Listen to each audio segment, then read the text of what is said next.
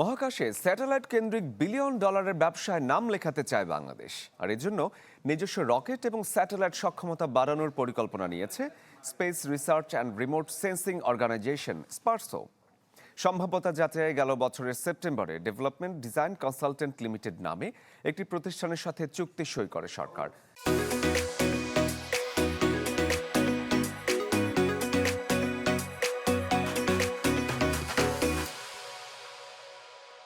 স্পারসো কার্যালয়ের প্রকল্পটির প্রাথমিক সমীক্ষার হালনাগাদ তথ্য তুলে ধরেন গবেষণা দলের সদস্যরা।